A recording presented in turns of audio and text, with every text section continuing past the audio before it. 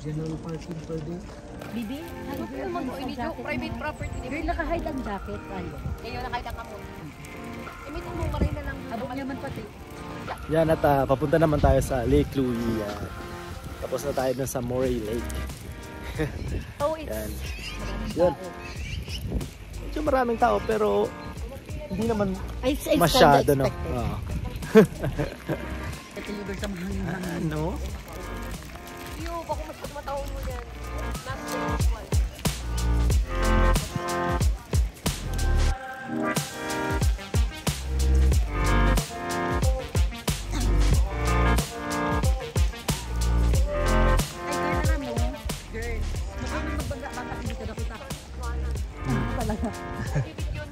Buti na lang dito pwede magdala ng ano, ng stroller, ano?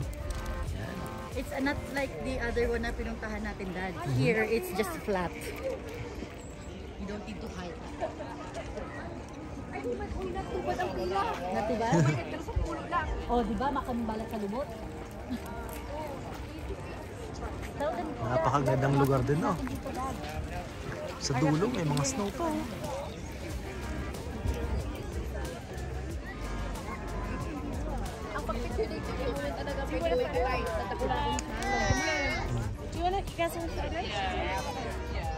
Yan, ito yung Lake Louie na sinasabi ng dito sa Canada.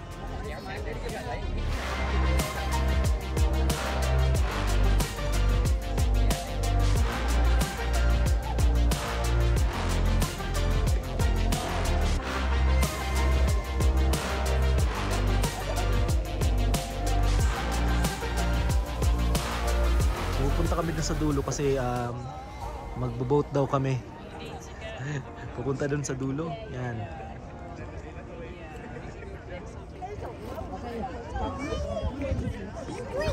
Mami, akin na rin yung drinks niya. So careful. Mamaya na, kainin lang eh. Yung kay AJ Yoys, no? Isa rin na napakagandang lugar dito sa Canada.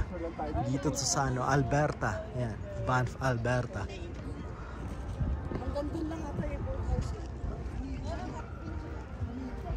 Ayun na sila kuya, mga kasama ko. Excited na. Excited na mag-boating.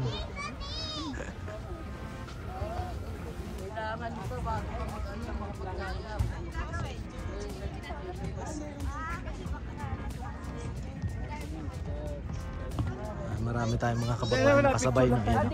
Dito na, kasama yung mga. Kasama yung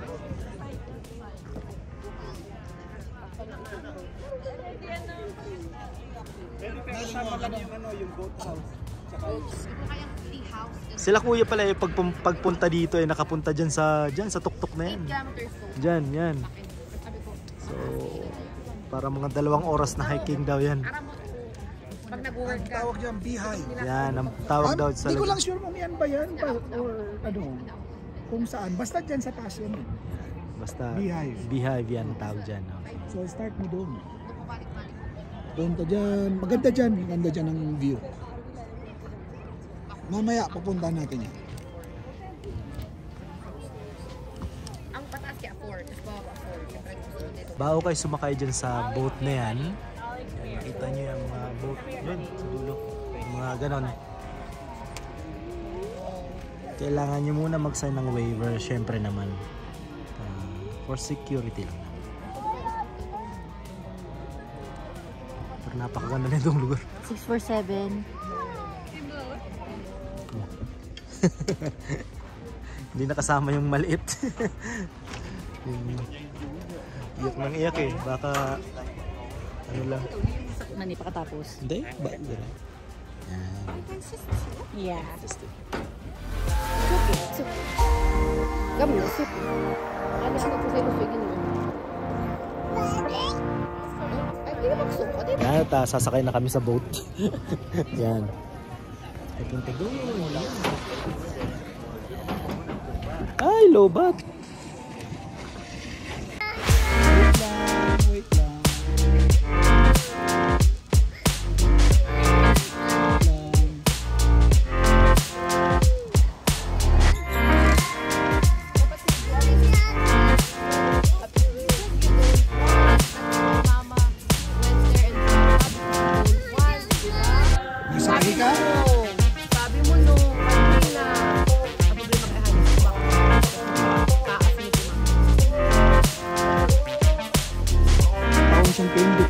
fry.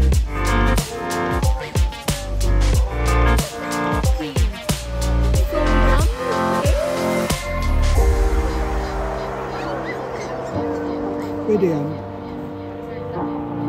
Yeah, pwede.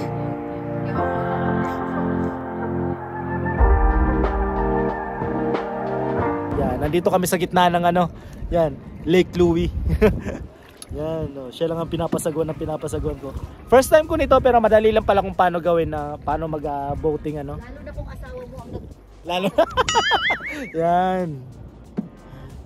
Napakaganda, napaka-relax. Napakalayo na namin doon kung saan kami galing. Gusto namin pumunta doon sa dulo. Doon. Malapit sa Pangpang. Doon sa pinakadulo. Kasi gusto namin malapitan yung ano bundok ng meron ng mga snow. Yun. Napaka-blue ng tubig no? Blue ang tubig, ang ganda. Okay, ganito kulay nito, no? Di naman wala na ang clouds naman ano? Oh. Di naman ganyan. Pero ang ganda ng kulay. Oops. Iyo.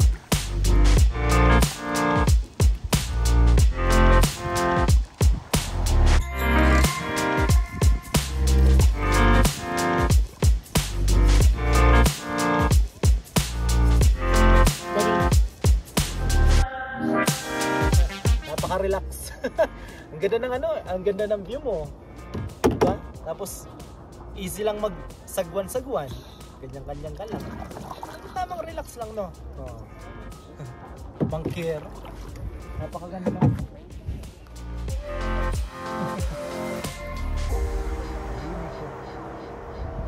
Kahit buong maghapon ka dito, medyo maulap lang, no? Oh. Nagtatago si Haring Araw. Alam nyo ba itong mga yan, dati daw submerged to sa tubig. Mga ilang milyong daang taon na. O bilyong taon siguro.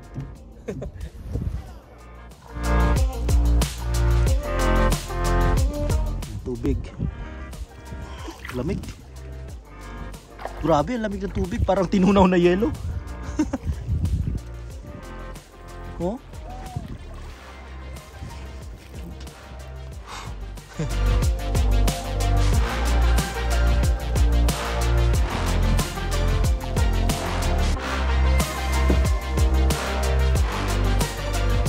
Yan at malapit na kami sa dulo.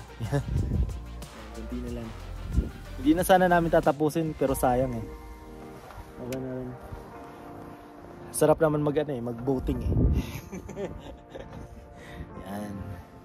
Ganda dito.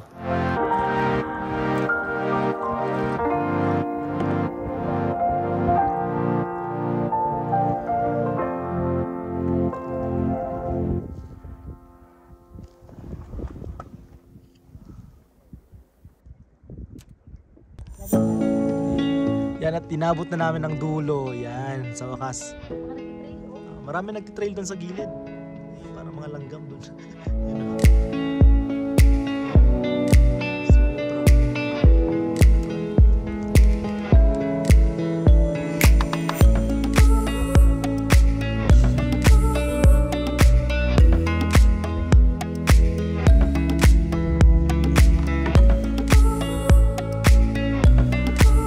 Yan, ito ang aming day 3 dito sa Alberta. Yan. Anong sunod natin dito? Lake ulit? Lake ulit. Yan. Pero more on na lang, photo. So lake ulit after nito. Yan at babalik na kami dun sa kung saan namin kinuha tong bangkang to. Siguro mga ilang minuto na, mga 25 minutes na manasagwan or 30 minutes. Kasi patigil-tigil kami, humihinto kami, gawa ng edit kami ng picture, ng video, tapos pahinga na rin. Tapos makulimlim na kasi, parang baka umulan abutin kami ng sa panahon dito. Pero napakaganda nitong lake Dito po ito sa Banff, Alberta. Ito yung Lake Louise, no? Yan. So, yan, ito yung ating day 3 dito sa road trip natin, Alberta to BC, British Columbia. Bukas doon naman kami, mga 3 oras yung biyahe namin bukas simula Banff. Doon naman kami mag day 4. Yan, so alright.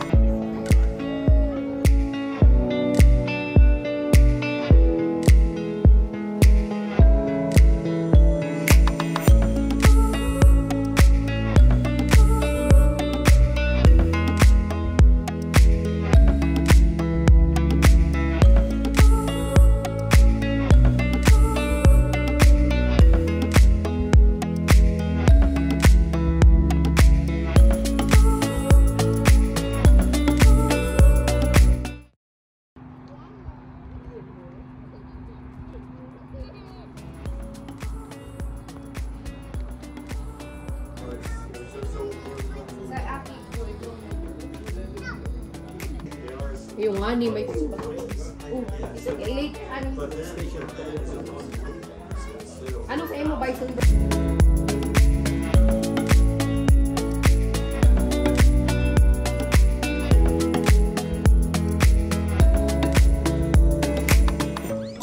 Lunchtime. Ikaw man.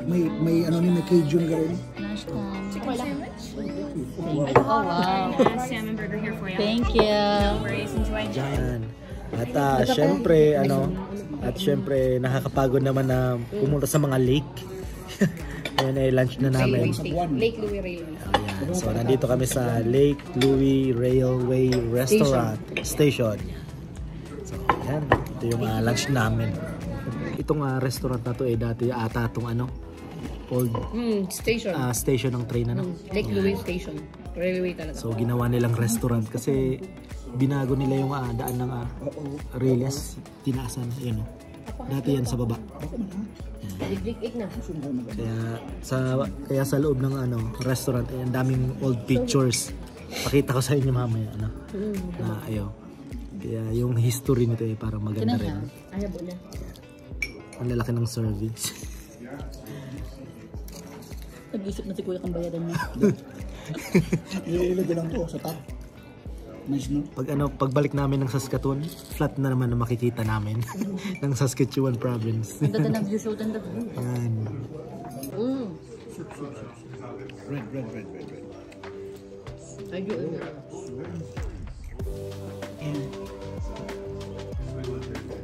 Tignan mo sa avocado. Hindi ako.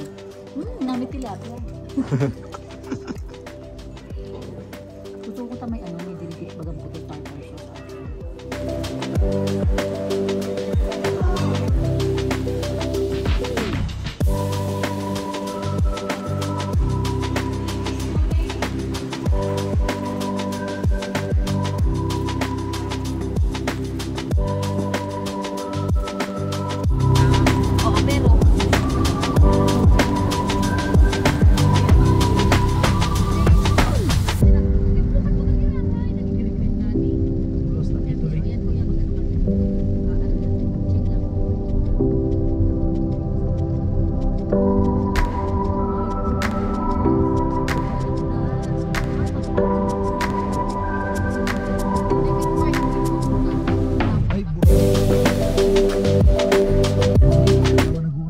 So kanina, after ng lunch, may pinuntahan pa kaming isang lake kaso sobrang sama na ng panahon. Ulan na ng ulan. So kaya hindi na kami nakababa. Ang ginawa namin natulog na lang sa muna sa sasakyan na saglit kasi sobrang busog nga. So bumalik na lang kami sa aming hotel. So ngayon, dinner na ulit. So nandito kami sa Farm and Fire. Yan.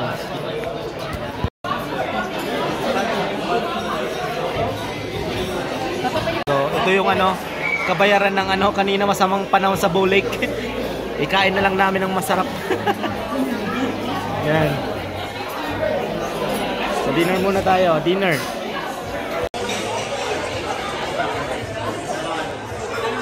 Bell.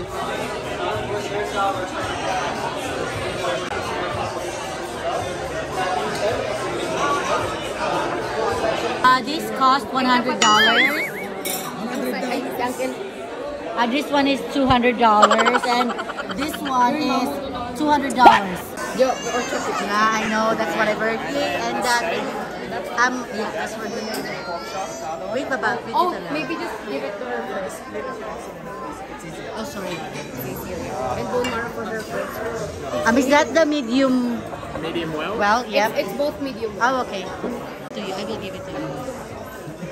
So kaya hindi naman yun. Ay, baby, may peanut here. Gusto, they can try it. Ay, girl, nakulo naman pati ni girl, oh. Tayo mo na yan. Kay Mark. Gawin mo na lang kay Mark.